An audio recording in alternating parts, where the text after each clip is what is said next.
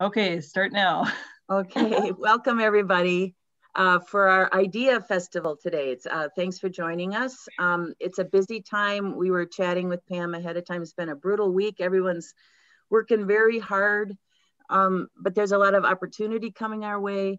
We were just discussing the governor's expected to speak later today to talk about some new developments and how we're responding to COVID here. Vaccines are coming.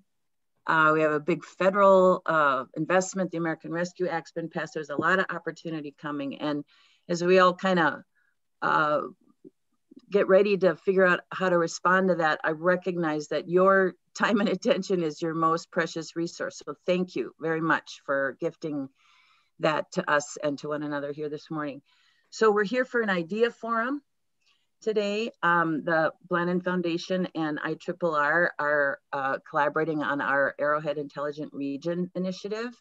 And we're gonna imagine here today what we can do together that we can't do alone. That's kind of what our theme is across the region.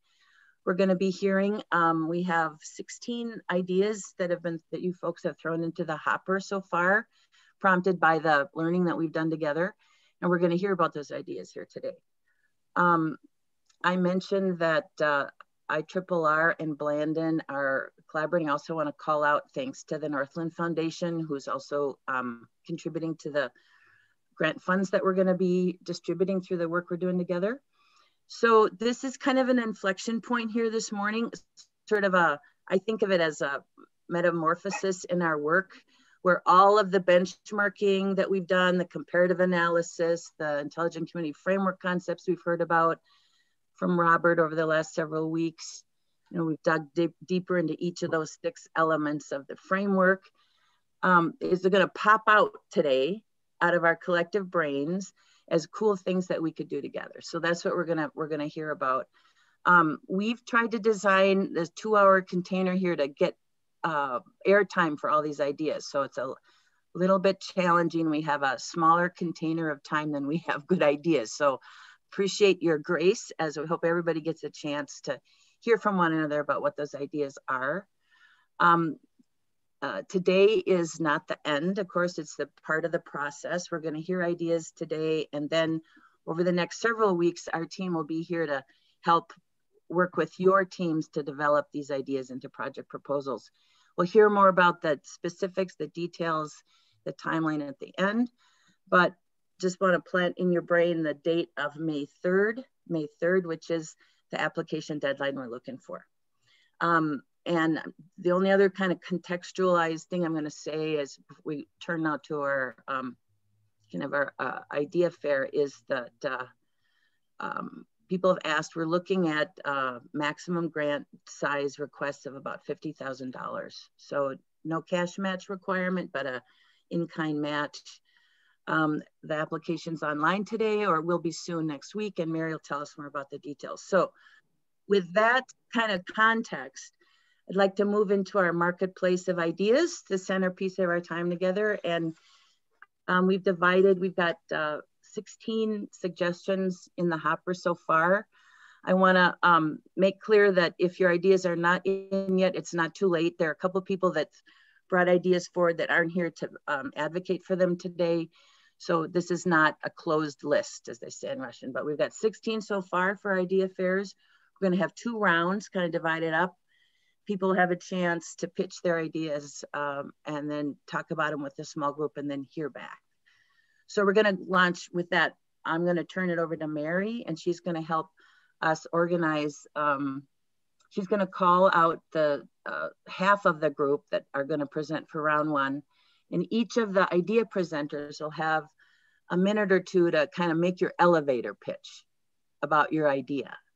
So we're gonna hear 6 or 7 of you, but Mary's gonna call you out, pitch your idea, elevator pitch in a minute or 2, for a minute or 2, and then people will be able to self-select and go into the group that they want. A couple of you threw in more than one ideas. We've split you out so that you'll be able to pitch your idea in each round. All right, with that, Mary, I'm gonna allow you to ask you to announce our idea presenters. Okay, so Alyssa Hansen, the Regional Welcoming Strategy. Right, fast and furious. Okay, so my name is Alyssa Hansen. I'm the president and CEO of Northspan.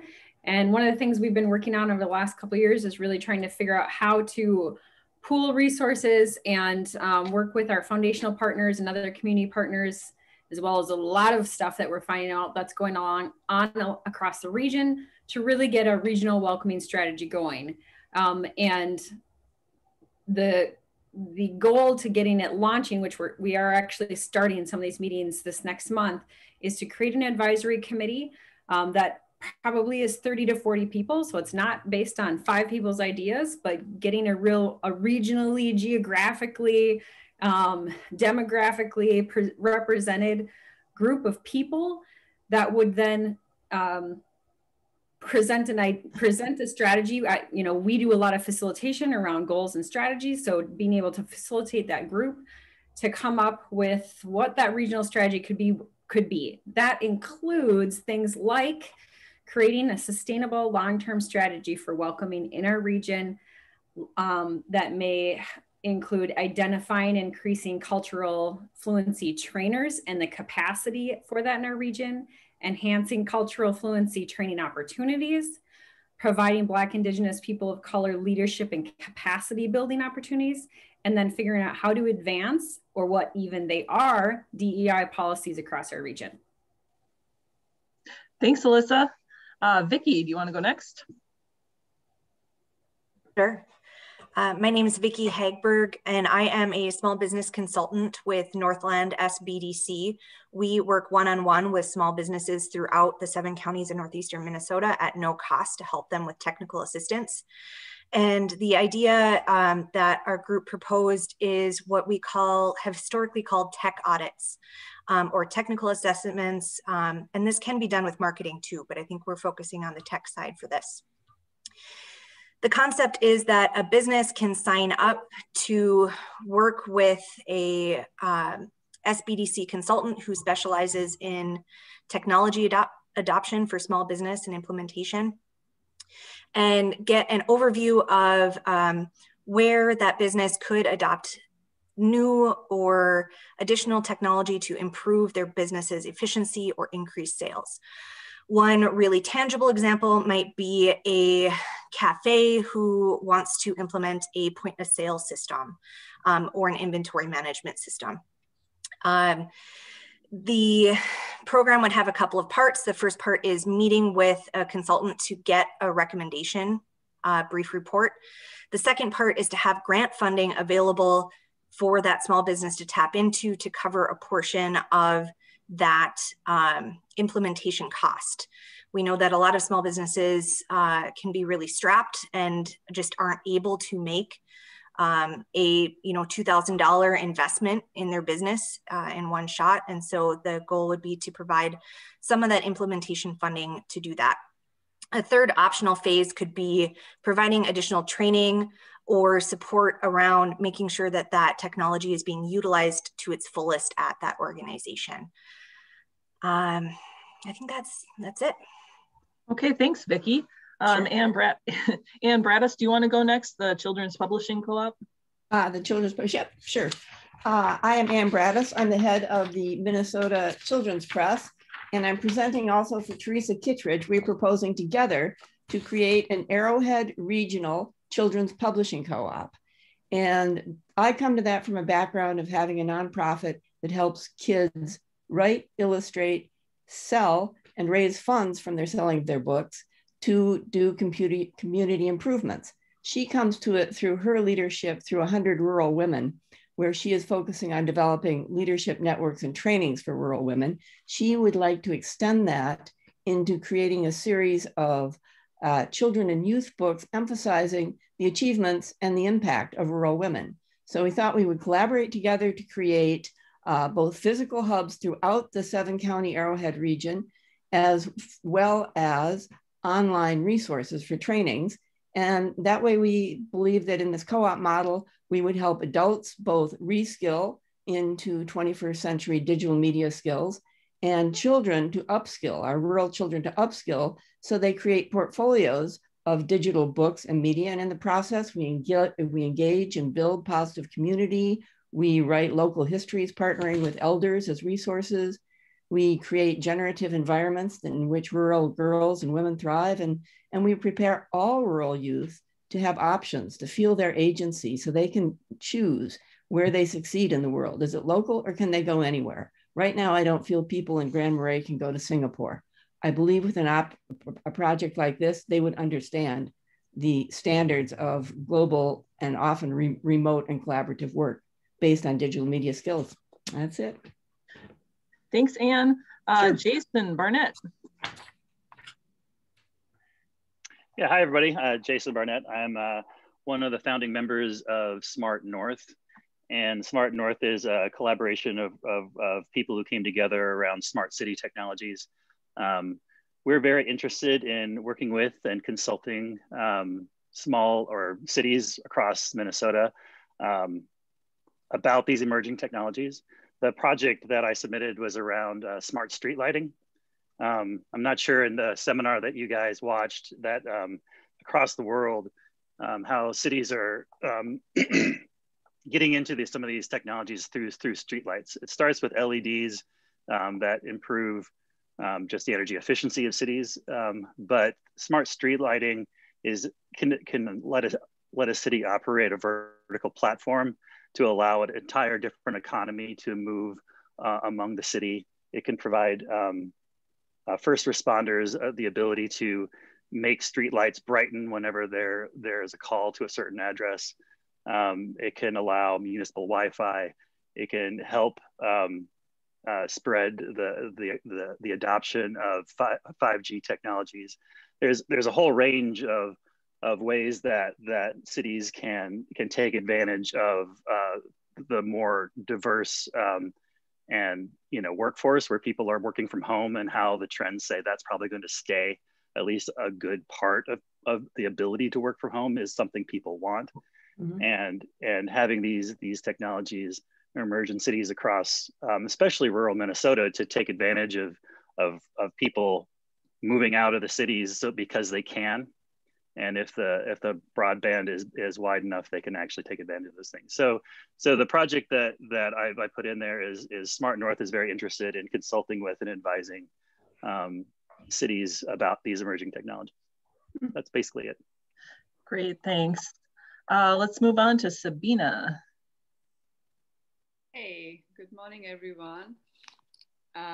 Again, I am from Smart North too, and the application won't let us submit multiple. So we had different founding members submit our wonderful ideas. Very excited to be here. So my idea was, the idea I submitted on behalf of Smart North was around community tech hubs. So we're all familiar with the idea of community centers that we all have in all our cities and communities, and they were envisaged to be this core where everybody comes and has recreational stuff. They can, for all generations that live in a community. But going through the ICF webinars and what the pandemic has showed us, over the last 1 year, that technology is going to be a key component of our lives, irrespective of what age we are, what socioeconomics, background we come from, where we are positioned geographically in urban, semi-urban, or rural areas.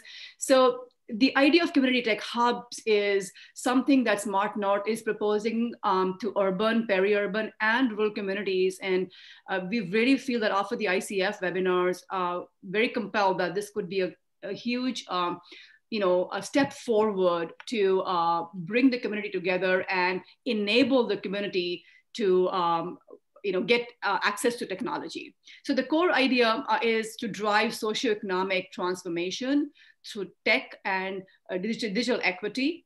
And we are imagining a world where all rural communities have a community tech hub that is powered by high-speed broadband. We know that it's all checkered right now, and they have it's powered by high-speed broadband, smart technologies, where high school and college students are trained by an ecosystem of educational institutions, and they can in turn provide the tech and digital support and training to multi-generational residents. So it's almost like a flywheel effect.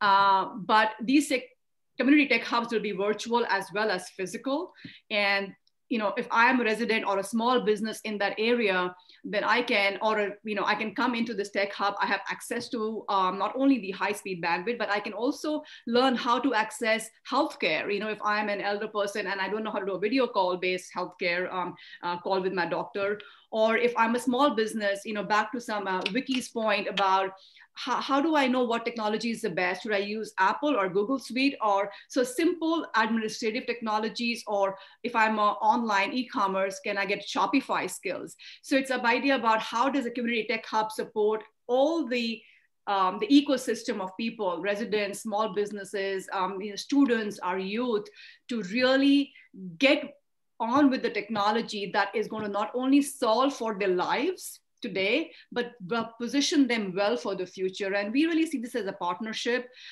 bringing, what Vicky was suggesting, what Anna was suggesting, all together in a kind of physical environment and a virtual representation of that. We have done a comprehensive work right now with the St. Paul, Ramsey County actually, which again, has a lot of underserved population of understanding what the community needs from a life stage perspective, but also the skills required for future jobs.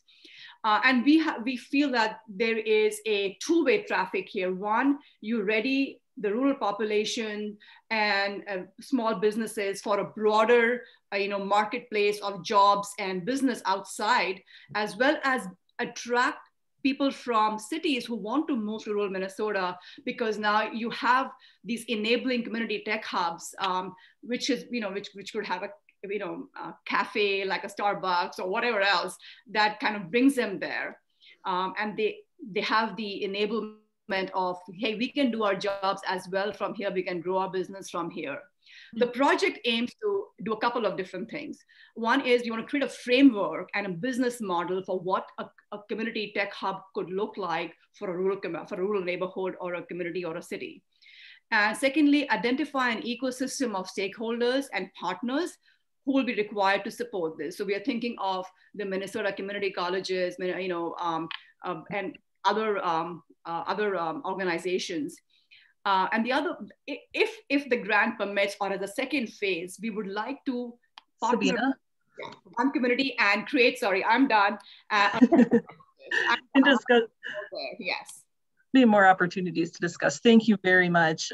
Steve, the USDA processing site.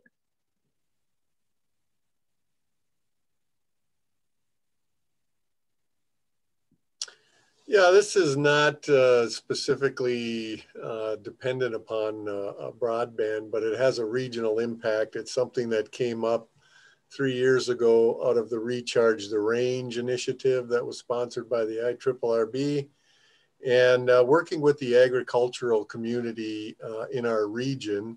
One of their top priorities was to have access to a USDA certified processing plant. Without that, they are limited in how they can market their products, put them into schools or senior centers or other types of facilities and stuff. And there used to be a processing plant on the range, and then basically we lost the inspector. So it's been a frustration. Individuals can go out and do their own processing and bring them to some of the farmers markets.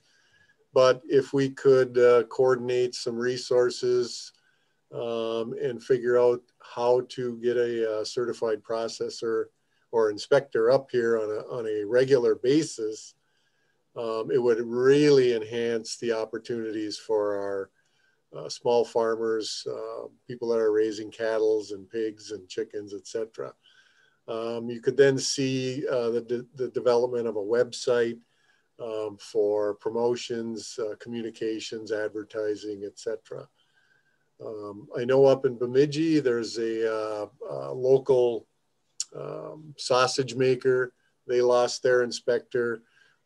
They actually have a mobile trailer now, and they go from site to site, different communities around the area up in Bemidji, northwestern Minnesota. So, again, it's not specifically dependent upon broadband, but if we could do that, it would have a significant impact regionally on the ag community. And I know Marlise was part of that conversation and could echo the benefits of that. So. Great, thanks, Steve. Tammy. Morning, everyone. Tammy Meehan Russell, and I'm actually the founder, president, what I call the chief catalyst of a technology and innovation company called the Plum Catalyst. So I specifically focus on government, tech companies, and research entities or universities related to connected and automated vehicles and the future mobility technologies. So I work under contract specifically with future mobility tech companies and bring them into smart community initiatives. And hence the reason I actually was introduced to this initiative, which was through a proposal we submitted with a company called May Mobility, an autonomous vehicle shuttle company, where we are promoting or hoping to get some funding in place for an autonomous vehicle shuttle in Grand Rapids. So a pilot program that would last about 2 years, bringing in about 5 different shuttles to go on demand.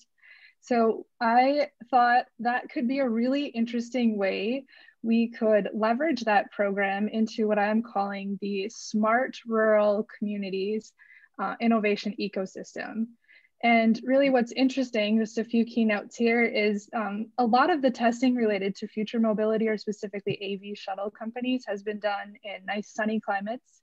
And pilot programs have been done where you would find very different scenarios than you would see in the Arrowhead region, like in urban environments, et cetera. So what if we created something that was basically showing the Arrowhead region was open for business, and we built an innovation ecosystem in the Arrowhead region, showcasing what Minnesota has to offer. And so I think that there's an opportunity within the Arrowhead region to bring together all the various Minnesota resources, like the new MnDOT Connected and Automated Vehicle CAV Challenge program, Deeds Launch Minnesota, where we could show some seed funding available.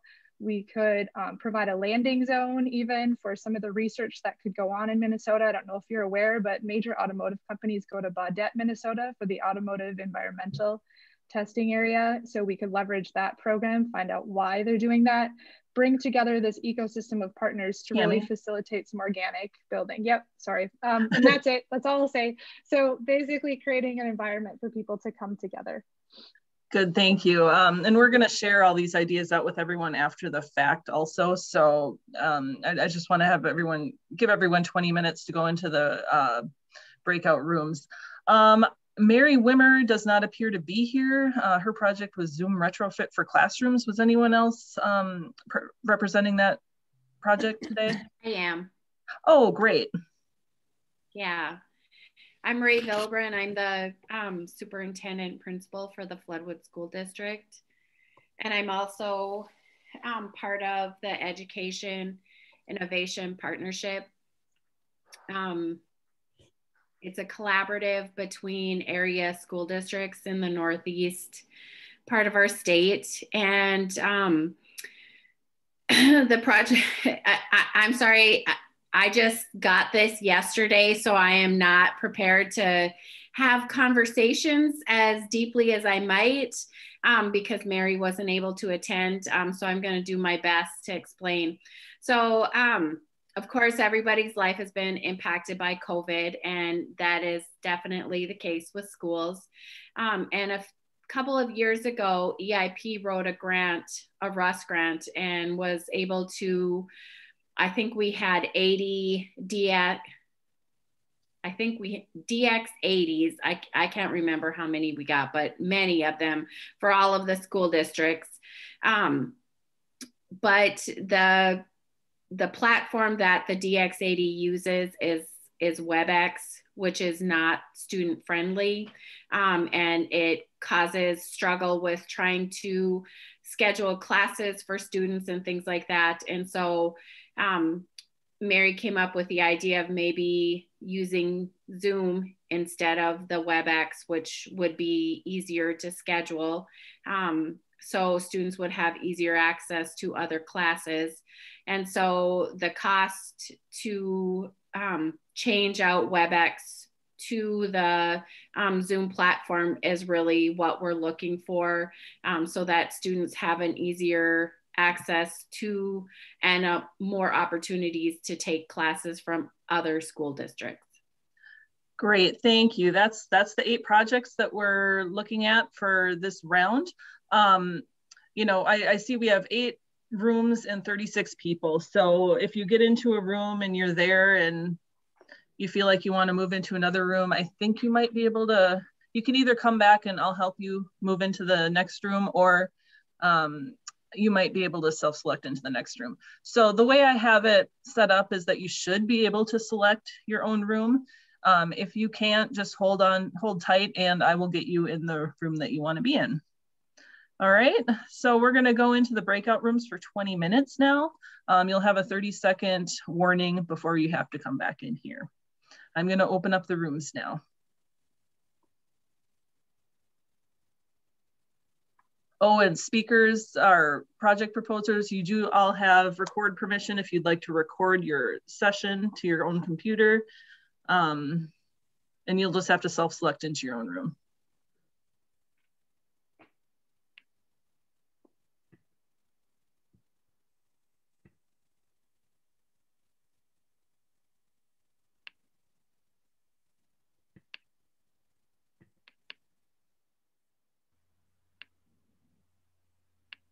I saw a little thing pop up that said select a breakout room, but by the time I got my mouse to it, it disappeared. Okay. Where are you? Seen one come up, Mary, on mine. Okay, just let me do this one at a time, please. There is now a breakout rooms link in the bottom next to share room, chat, participants, recording reactions, all that. And if you click on breakout rooms, then it pops up and you can see who is already in which ones. Can you go into your room, Jim? Or do you want Pam, I saw your note. You're going to be round 2, Pam. Jim, are you able to go into your room? It looks like I am. I'm going to click on it now. All right. If anyone else needs me to assign them to a room, say your name and what room you want to go to.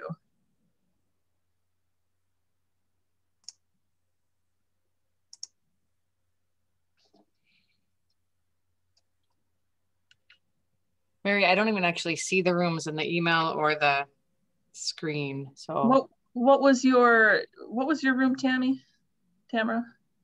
Tamara? Yeah, Tamara, I'm sorry. That's okay. I don't actually know. I don't see it. I'm looking at the email. I'm looking at the agenda. I don't see it on there. Oh wait, your second round. Yeah, Tamara's second round. Your second round, Tamara. Okay. So you can choose whichever one you want to go to now. Yeah. But I don't actually see them anywhere. Is there supposed to be a list of them? It doesn't show me anything, just you guys. Yeah, which room do you want to go to, Tamara? I'll go to the room with Sabina. How about that? And she was Community Tech and Innovation. Okay, got it. There you go. Thank you. Anyone else?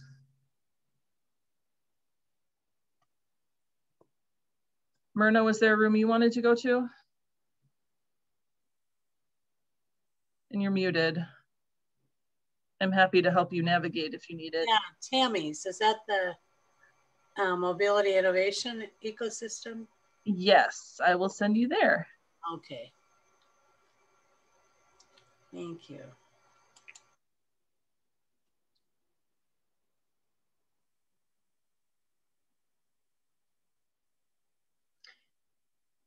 I'll go into the regional welcoming strategy. All right, there you go. Are you just going to hang out, Allie? Yep, I'm doing some prep work on other stuff, but I wanted to listen in. Oh, speaking of listening in, I'm going to pause the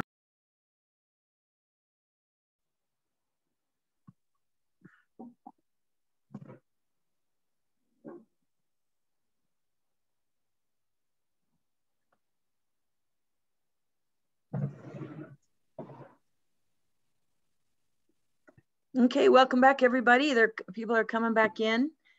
You can see how many ideas there are. And so we're going to try to have a lightning round of report outs. And I'm going to ask all of the presenters, Mary will call you off in the order that we did Actually, Bernadine, can you do that? I have to reset the breakout rooms. I'm sorry. Oh, sure. I can do that. You bet. And it might be a couple seconds. There we go. Everyone should be coming back in. Okay. All right, here we go. Welcome back, everybody. We're going to do a lightning round of report outs from round 1 so that we have time to hear ideas and go into round 2. I'm going to invite I'll call you out in the order we went the first time and invite you to just say, who are you? You know, who are you work with your, you know, remind us that your idea, who you're working with, who else you want to be working with. Just like a minute each, okay?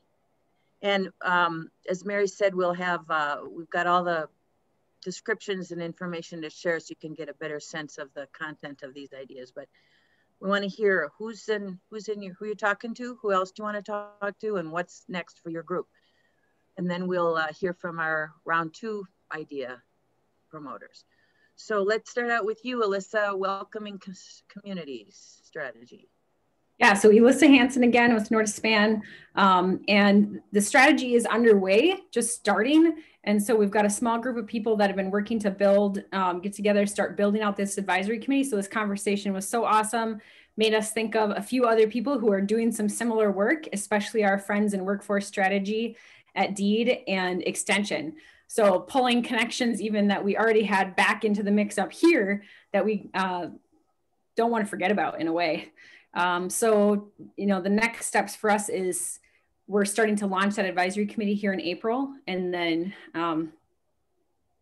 figure out where it goes from there. Mm-hmm. Thank you, Alyssa. Vicky Hegberg on the tech assessments.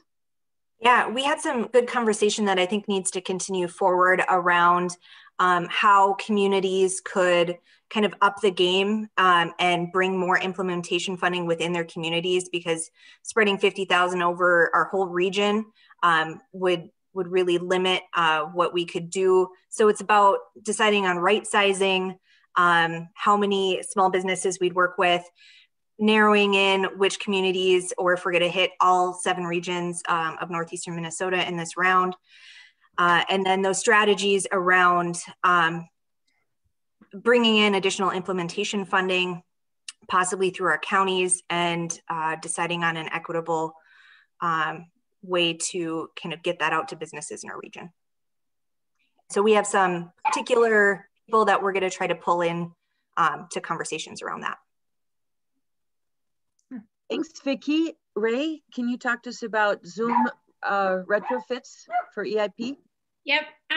So our collaboration is between all of the school districts from Deer River all the way over to Cook County, from International Falls all the way down to Floodwood. So all the school districts in that area are working through Education Innovation Partnership. And so that's our collaborative area. But we also use the devices through Career Pathways, which involves many of the businesses in the areas around the school districts. Thank you so much, Ray. Yep. Next is Anna about the Children's Publishing Co-op. Hello, I am Ann Braddis of the Minnesota Children's Press, and we propose partnering with Teresa Kittredge at 100 Rural Women to open a children's publishing co-op. I spoke with Beth from the Arrowhead Economic Regional Development Agency, and oh my gosh, we just had so many great ideas. I've been looking for child native authors, Ojibwe authors. I have art, I have a baby book that's illustrated. I need authors. She's got more contacts. She gave me a great idea about a food forest. They have demo projects. She's starting a mobile kitchen for food insecurity so it can move around the region to help people use food resources wisely. I said kids ought to be making the cooking show, and I gave her a link to a cooking show our kids have made to promote one of their books. And I said, and then they can write a recipe book online and print. We just kept going. I want podcasting on the one bus that goes between Duluth and Grand Marais. It's the only way to get out of here in transit. I asked her if I could have bus wraps on it designed by kids, which I've asked before. And she gave me the contact for the bus wrap guy. We're all good. We have a lot of ideas here. Yeah. Who wants Anna in their meeting next? That's amazing. Thank you. That's super generative. Jason, smart street lighting. Where did you guys land? Yeah, hi. It was we had a great conversation. Bill Coleman was very helpful in pointing us to a couple of potential future partners in this.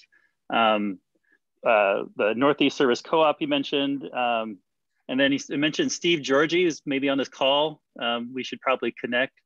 And we're also pretty interested in connecting with the automated vehicles project, because a smart street lighting grid can accelerate and enhance any automated vehicles, and just how it works and what it provides.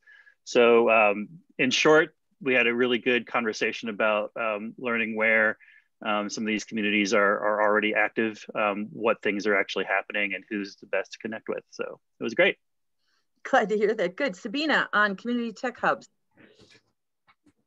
Yeah, thank you. We had a great conversation, and I'm glad that I had the right people in the room. Great conversation with Betsy, who I'd met earlier this week, and Tamara. And the biggest takeaway from me was that, you know, there are already a lot of initiatives that we are kind of imagining in the Community Tech Hub project that we've proposed on ground in different communities. And it seemed to me that there are two opportunities there. One is creating a blueprint or a mapping of all the players of that exist that can support, enable, promote all of that, the Community Tech Hub hub idea, but some of this is already happening. So how do you kind of think about that? But the bigger thing that the takeaway for me from their conversation was that assume that these physical community tech hubs are already there, and the advantage will be more if we can add a technology layer above that. So we can make some of this virtual, we can bring some new technologies, create that kind of space, if you will. And I have to probe this further, but I've walked away with a lot of thoughts in my head, and which I'm going to follow back with them on and clarify, and others in the room. So it was very enlightening. Thank you everyone for that. Yeah. Super, thank you so much, Tamara. I'm sorry, Sabina. So next is Steve Georgie about the processing plant. Well, I want to thank Missy Roach, president of the Farmer Union, who joined our group and provided a lot of good information to the others in the conversation. But, hard to have the discussion without more representation from our local farmers. We have to try and determine how big or what type of a site we would need. We'd like to talk to Paul Fish, who's vice president of the Farmers Union, who's working on a committee on this issue. Possibly talk to ZUPS, the USDA, who would help us secure a federal inspector. And then Commissioner Keith Nelson. They've been working on a project down at the NERC for a couple of years, and we're not sure if that location would serve the Iron Range. We would prefer something here locally, but need a little bit more information. There is a site, Jimmy Holmes over in Great Scott Township had a site, and certainly he would be part of the conversation too. Give us some history on how big, what volume of processing they were doing and make it sustainable. So thank you, Steve. Super. Tammy, I think you're the last one from round one. Okay, I'll make this quick. So we had good conversation, excellent conversation in the group, and basically I think the folks from Smart North already hinted that we saw a lot of alignment here on the smart street lighting project and some of the infrastructure related discussions when you talk about future mobility. And so continuing really good conversation, both with Smart North, have an excellent panel. I'll just do a plug for them. Looks like a good panel coming up on March 25th around smart transportation. And so we talked about that and the opportunity to leverage. And then continuing discussion, I know Tamara is going to go in a bit, but I saw her topic and we've already started some discussion, but continuing more discussion on how to leverage existing programs and things like Launch Minnesota, and then continuing discussions with Myrna and Mobility Mania, and more discussions going on with the iAsk program and career pathways, and how do you start to create this full package for an Arrowhead innovation ecosystem that we can roll out to the industry. We're weaving. This is weaving. Good. That's great. All right. Thank you, round one presenters. That was a lot of great ideas. I'm glad to hear the conversations were generative. Mary, I'm going to turn it back to you now to walk us through, to invite our round two presenters. And just a note, be sure that we don't forget Pam Kramer, because they're going to be round two, in case I wasn't sure she was on your list there. Yep, she's on my list. All right, and I think we have about I think we can take about 15 minutes for this idea round. So Alyssa, North Force.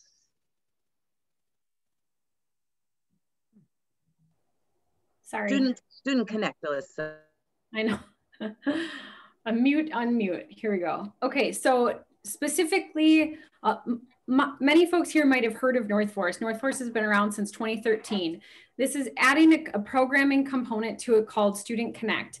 In the past, we've had Mentor Connection that served a very small amount of students right here in the Twin Ports area instead of the whole region. Student Connect has launched a teeny tiny little pilot this year, but it is working with all 12 colleges. That's 4 in the 3 counties of Northwest Wisconsin and 8 in Northeast Minnesota. So there's actually 12 campuses in our region where we have students attending.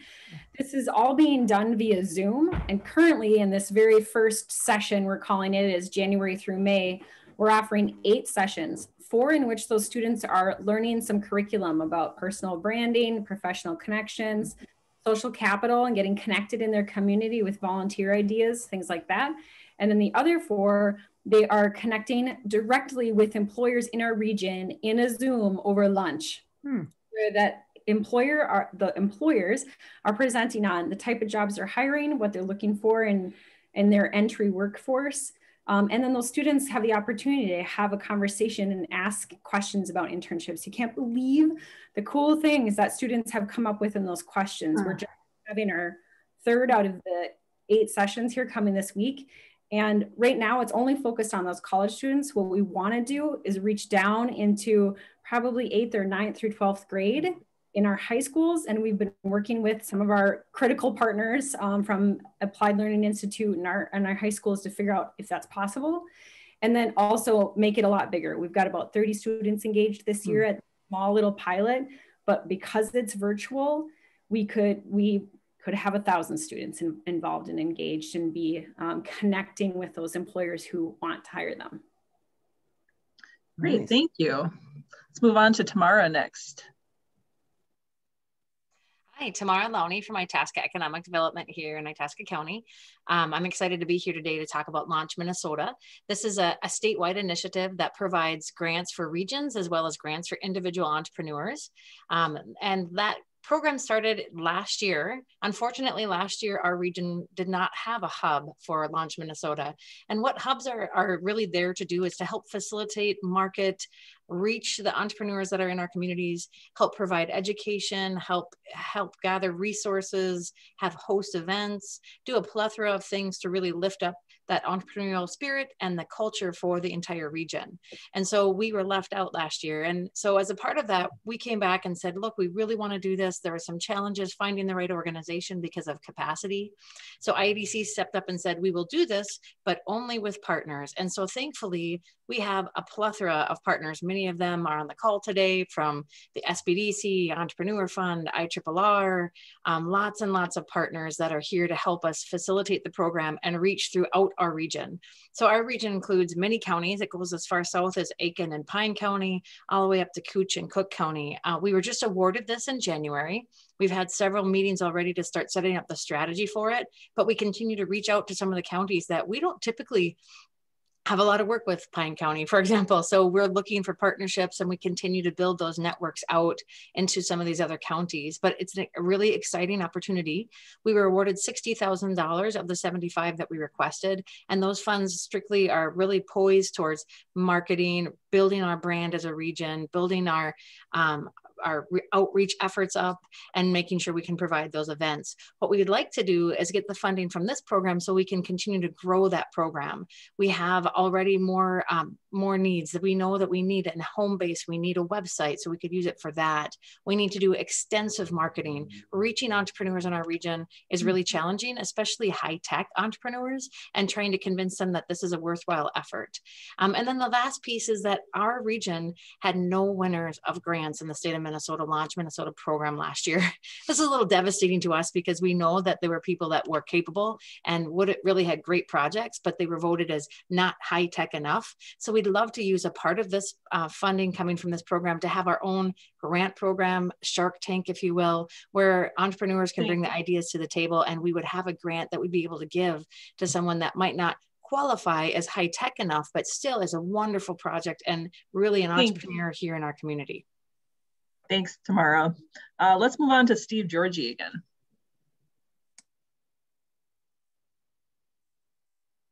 Steve, just to remind you, this is the Northeast Minnesota or St. Louis County Schools Student Internet Access Improvement Project idea.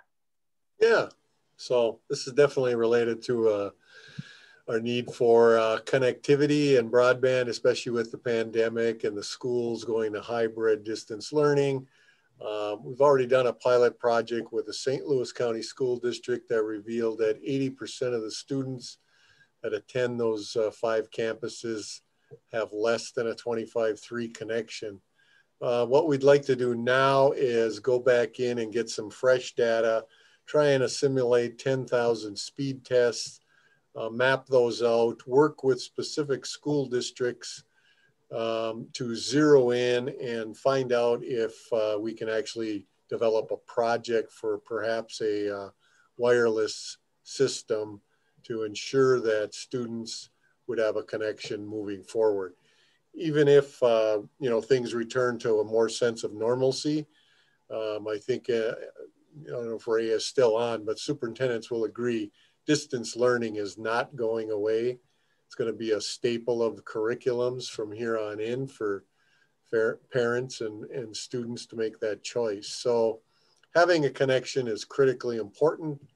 And it's going to be a while before we get fiber to the homes up here because of the recent RDOF auction. So putting in a wireless project may be a very good temporary solution for a lot of our students. And so we'll work with any and all school districts across the region once we get the test results. Great. Let's move on to Ben Wallace. Hey, good morning, everyone. Ben Wallace. I am happy to be here. Thanks for inviting us. I am also representing Smart North. I'm a co-founder of the Smart North group. I'm also on the Building Intelligence group, Twin Cities, and am a co-founder of Minify Energy. My proposals around smart building technology for efficient operations as well as energy savings. Essentially, looking to try to define project opportunities, collaborative opportunities for helping to make the vast portfolio of existing buildings, whether they be municipality or private owned, make them smarter and really digitize our understanding and management of them. So there's quite a few different benefits for owners, for operators, and for occupants. Talking about starting with data, I mean, just looking at the energy component, having an understanding, there's already some existing benchmarking programs, but the more you understand current consumption, carbon impact, and so forth, the more you can manage to it. But there are a lot of affordable retrofit technologies for smart building technologies that will really make it a better environment for the occupants, especially in post-COVID, indoor air quality, occupant environment, remote management of those buildings, and really giving digital access to everyone across the group. So we can get into more detail in the breakout, but interested in exploring that further. Great, thank you. Ann Braddis, your geothermal energy. Hello, happy to be here again. And I am Ann Braddis, based in Grand Marais, Cook County. And I head the nonprofit of the Minnesota Children's Press. You might wonder what we're doing about geothermal energy, because the proposal is to start as a pilot or proof of concept, a North Shore Geothermal Energy Learning and Design Center for the purpose of exposing and demystifying people to the concept of geothermal energy. Energy costs up here are just crippling. And we feel that there is potential that's not been explored for geothermal, and there must be a smart way to get around the upfront costs that make it prohibitive. So the investment of children in this is that I am all about, and our group is all about, the agency of children. Children, you probably know, don't think in silos. Everything's mixed. So to them, it's not weird that they should be presenting on geothermal energy. Books have to be about something. And so why not geothermal energy? And who better to explain it simply than someone who's just learning it simply and illustrate it? It's a very visual story of capturing heat, which is below each of us, all the time, and making it into a system in which people never again have to buy heating oil, propane, or natural gas.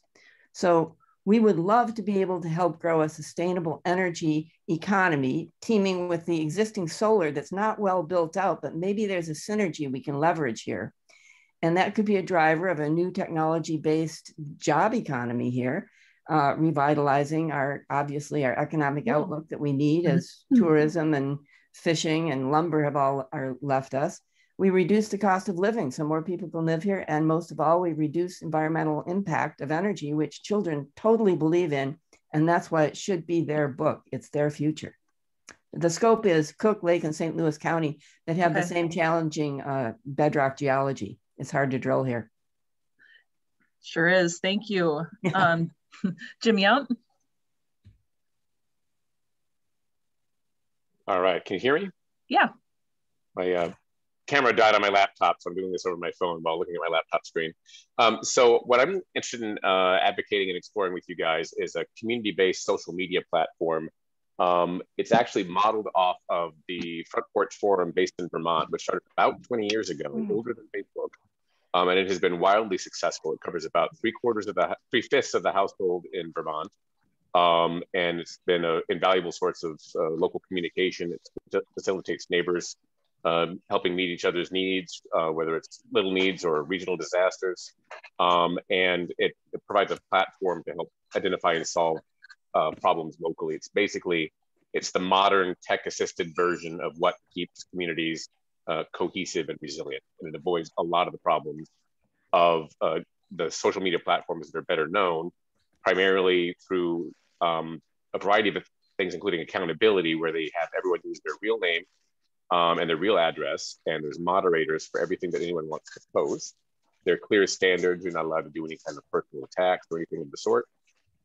It's kept very local. You're only really talking primarily to your own community, your own neighborhood. It's relatively small spatial scale. And your submissions that you post typically aren't seen by anybody else for about 24 hours later, which really helps cool the fires in some people's bellies as they share their thoughts. And it has a sustainable funding from both local ads from local businesses, which are text only, very simple. Local politicians and government paying money to be able to access their constituents and listen to them. And various fundraising and grants. And basically what's needed is an institutional home for it here and working out some of the tech details. So that's the basic idea. Great, thank you, Jim. Beth, Our Kitchen. Yeah, thank you. Beth Peterson with the Arrowhead Economic Opportunity Agency. Bringing forward a project that we're partnering with the Iron Range Partnership for Sustainability on. Our Kitchen, or the Rutabaga Project Kitchen, is a mobile teaching kitchen where we could help folks learn to take what they're growing. It kind of builds on local foods as an economic driver. So what they're growing to, prepare and preserve those foods so they can take that to the next level. It would be operating in northern St. Louis County and in the reservation communities of Bois Forte. When we first began our concept, we really were thinking of a permanent kitchen area for this, but we quickly realized that really left out a lot of individuals without access to technology. Because we wanted to be able to produce videos and have folks be able to access those learnings from that kitchen on the internet. However, many of our small communities do not have access. So this is kind of bringing this mobile kitchen to them as we, gain internet access for these smaller communities, someplace like Palo or again, Net Lake, those places. So really looking at making a mobile kitchen teaching environment. Good, thank you. And Pam Kramer, last one. Thank you. I'm Pam Kramer. I'm the Executive Director of Local Initiatives Support Corporation, LISC in Duluth. And we're partly here because we're so excited about how you all work together and just really learning how we can model that in Duluth and look for ways of working together. We have a digital inclusion partnership in Duluth that has come together, really just started in June. And one of the things that came out of that is that we help the school district and low-income students and families access inclusion in the school, and it's time limited. We have hotspots and money for a short period of time. And one of the key populations that is affected by this is low-income families who live in either in public housing or in scattered site low-income housing tax credit projects. So we're talking about how do we build on what's already been done. We've created a digital navigation training program, and we've helped people access computers, but the long-term connectivity is a problem. So we're looking at trying to partner in St. Louis County with perhaps a public housing or a nonprofit housing provider and learn from what you have already done. We know Hibbing is a model, but also work together to see how we could help model this and create affordable access, high quality access ongoing with a housing development in Duluth. Okay. Sounds good. Thank you. So I'm reasonably certain that I have successfully set this for 20 minutes with a 30-second warning for you. And I am going to go ahead and open those rooms. If you can't see it for some reason, say your name and what room you want to go into, and I will put you in there. Thank you. Thank you.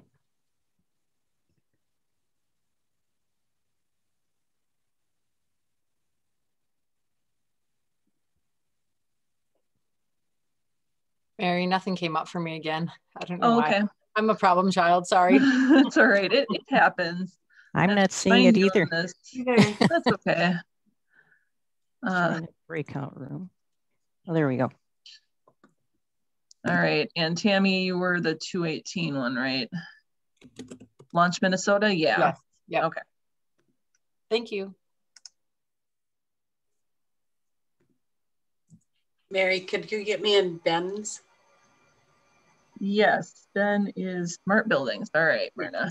Thank you.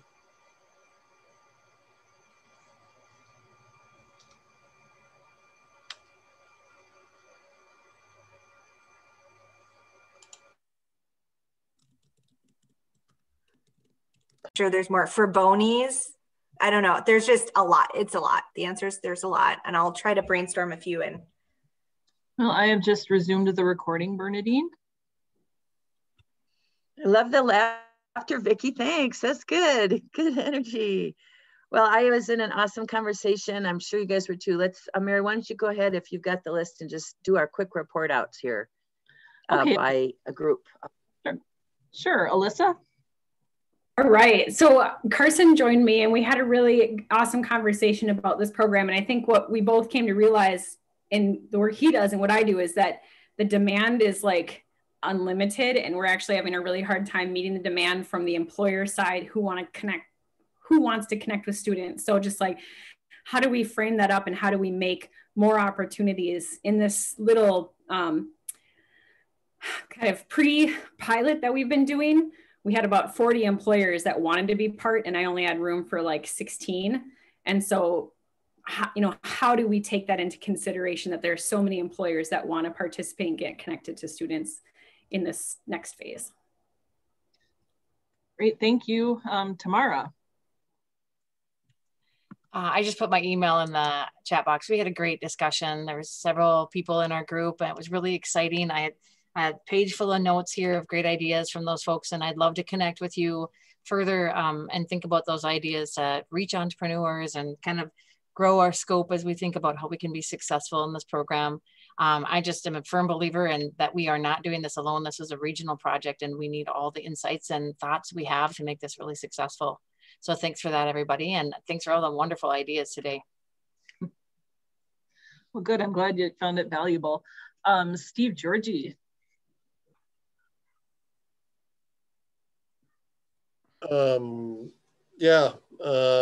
Again, our priority is to hopefully work with the schools. If we can get students to take the tests, we know we can achieve 10,000 tests in a very short period of time. And then it would be simply following up with the school district leadership to see if they're interested in additional work with us to zero in on identifying where there are needs, if there are pockets that we could address with a wireless system. We'll work with geo partners to help with the mapping. We're going to talk to Co-op Light and Power that's done some wireless down in the Cloquet Valley area. Also, perhaps reach out to Access, Zito, and Treehouse. Treehouse is a new startup organization up in the Ely area doing a project now. And there may be some potential for funding from Connect Ed Minnesota.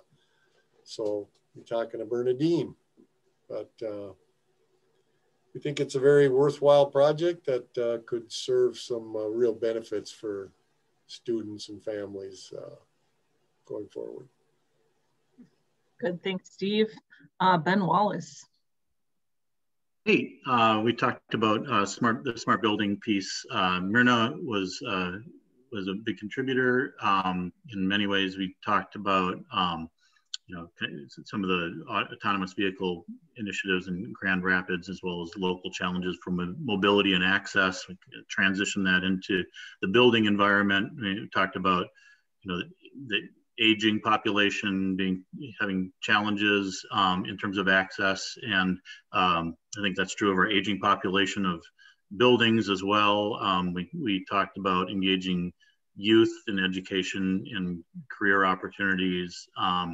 Some of the building technologies address COVID, and we talked a bit about the opportunity in schools in Grand Rapids, where they're deploying technology and trying to really be a leader there, as well as there are solar initiatives in place. If the community is looking at solar, they should also be looking at their buildings and reducing and conserving that demand so that there's less need, or that solar goes further in powering. We covered quite a few different things. Still interested in wider understanding of where there's need and opportunity to engage, and who those stakeholders and collaborative partners would be, or organizations that we'd work with. Brought up IRRB and Blandon Foundation and some of the others based there that we might engage. Okay, thanks for that. Ann Bradis, how was your geothermal conversation? Well, it was lively. So Colton joined me, and we decided that we were kindreds in both creativity, children, and children's ability for problem solving. We also decided that we are kindreds in meeting in person. So we're going to have coffee in Duluth next time I hop Arrowhead Transit bus down there, and invite anybody to join us. But we see a lot of prospect here, but it's such a black box that there's lots and lots of work to demystifying geothermal. So uphill climb, but a good one. Invest. So good, fun. All right, Jim Yount, how about the community-based social media platform? Hey there, we had a really good group as well. Carl joined us first from Northspan and talked a lot about how he's interested in local communication and the issues where there's no longer newspapers in certain areas. Bernadine joined us partway through, Bernadine Johnson, and said that there's something like this that was in the Twin Cities, that the Blandin Foundation funded some pilot project versions of that in northern Minnesota, one of which was in Grand Marais. I think a natural next step would be to learn more about that model, what they've done, what their successes were and weren't. Ann Bradis joined our group near the end, and she actually was pretty familiar with the one in Grand Marais, although she's not currently involved in it. And it'd be nice to learn from her, get in touch with those contacts and see what else they've done. There's plenty of funding available. We'd need to find an institutional home. That would be the primary need. And to make sure that whatever model is followed, it really does that main goal of keeping it really local, community-based communication with a good quality of conversation, good buy-in from the local community, because that's really what makes it successful. But the fact that they have been so very, very successful in Vermont tells us there's at least a way to do it right, even if there's been other efforts that haven't necessarily panned out quite as well. And so we'll see where this goes. It's a conversation starter, just as these sessions were intended to be. Thank you, Jim. Beth Peterson, Our Kitchen. We too had a really great conversation. We kind of focused on where our kitchen should go to make sure that we're reaching the folks we want to reach. We kind of talked about HRAs and daycare centers, you know, town halls and fairs, that kind of thing, and the diverse groups that we could reach with the mobile teaching kitchen. We also talked about the need to connect with youth in the high schools, kind of with the alternative classes, the adult learning centers, the REACH classes, the wellness classes, you know, taking that wellness, you know, to the next level of just personal, you know, what are they eating? Do they know how to prepare food? And that may take some framing it differently. Like, how do they want these classes framed rather than being called wellness or life skills? What, you know, someone suggested, which was great, a making it class, you know, because it could be making the food, it could be making it financially, it could be making it if you needed to repair something simple in your home, you know, so kind of talking broad range there, but starting with this mobile kitchen in that setting. Thank you, Beth. Pam, last one, affordable housing connectivity. Well, we had a small but mighty group with Bill Coleman joining us and Emily Nygren from our LIST program, and had some discussions about perhaps there's some partnering with PCs for People. And we are working with them in Duluth. So that was a good suggestion to build on that. But we also talked about maybe due to the complexity of this and to the range of options we partner on a seminar, you know, and a little bit of a training process to explore what are the options, what are ways of doing this, and learn from each other that way. So that was a good suggestion. I did just put my name and contact information in the box, and if people have ideas, please let us know. And we're interested in the digital navigation component, but also making sure that this isn't a short-term solution during the school situation. We're working towards equity and inclusion long-term. So thanks a lot. And I think that's all the report outs. Except, Mary, I do have another idea that I promised I would just share. Beth Pierce from Iron Range Tourism Bureau was not able to join us this morning. She had a conflict, but I promised I would voice her idea, and it'll be in the, you know, all the materials that came out today. And Beth was really inspired by the brain court idea that she heard about from Robert Bell out of the Netherlands, and the idea of having sort of a table of tables that would link all of the effort, and she listed in her idea all of the many leadership groups across the Arrowhead. So she's got this idea of a brain court initiative, coordination, support, collaborative. And that'll be listed in the materials as we think about projects to continue to develop. And then I think, Mary, we just wanted to give folks some specifics about next steps. Right. And I think, so, I mean, as an immediate next step, I am going to take what the project proposers submitted and put that into a document if any of you want to take a look at that before it gets sent out, please let me know. Or else, you know, I think it's a good summary of everyone's basic idea. I'm going to put that in a document and we'll get that sent out to everyone on our stakeholders list. That's everyone that's was at the summit and here today, just so people can kind of see where we're at and what we're looking at. Also very soon, I am going to be finalizing and posting the grant application instructions, just so you can take a look at that. And if you've ever applied for a grant from Lennon Foundation, it's very similar, you know, but we just want to see you talk, you know, about the regional nature of your projects and how you're collaborating with others, because that whole regional and collaboration is kind of what we want to see.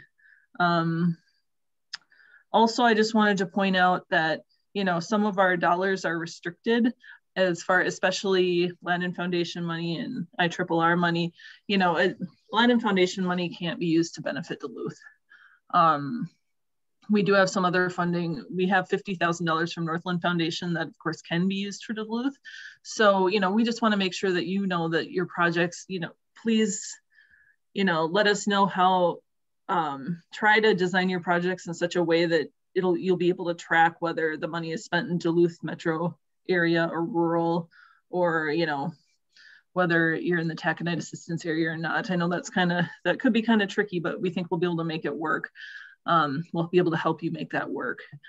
So yeah, I will send you out the link to the grant application instructions when I have them ready, which will be pretty soon, probably early next week. I'll have all this information out to you. As Bernadine said earlier in the meeting, the first round grant applications are due on May 3rd for a late May decision. And likewise in August, the second round of grants will be due on August 2nd, I think, for a late August decision. And we'll see where we go from there. And I would just add, I encourage all of you to see the IRRR team, Whitney and Bill and Mary and I, as I'm here to help move from today and this idea fair, this idea marketplace to proposals. We hope that you guys have met and connected and touched your noodles today and can, you know, continue to follow up on project teams to ideate into the future. Call on us as you feel inspired to do so, as you think we might help along the way. And we're really excited about the ideas that we heard today. I was glad for the feedback that people felt that it was generative to bump up with each other. Mary, I would just add that thanks to those of you who are on the call who've agreed to join us for an advisory group. We're going to be, you know, for the process of project review. So if any of you who have not yet raised your hand into that role and are interested, let Mary know and we'll follow up with you. Are there any questions? We're here, look at it. We got a couple minutes before and we were racing through this. So any comments, feedback, questions in just the minutes we've got left? Looking into the Zoom rooms here. Bernadette, I had a quick question. Is there any, sorry, Anne, go ahead. No, go ahead. Is there a criteria, or is that in the application for these projects to bubble up to the top? They'll be in the application instructions. Okay, they will be. Okay, yeah. Thank you. No, I just wanted to thank, this was a really effective structure. Thank you. Well, thank you. Those of you who know me, you know, I'm a big fan of open space technology, you know, and it occurred to me that this was sort of an attempt to put an open space experience digitally online so thanks for hanging in there with us as we do this. Any other final questions or comments for the good of the whole, as my dad would say? All right, well, happy Friday, everybody. We made it to the weekend. Lots of good news ahead. Thanks for being with us. And as I like to quote Garrison Keillor, how does that go? Be well, do good work, and stay in touch. All right. Amen. Let's do it. Everybody. Bye, thanks. Yeah, it was great. Yeah, bye-bye.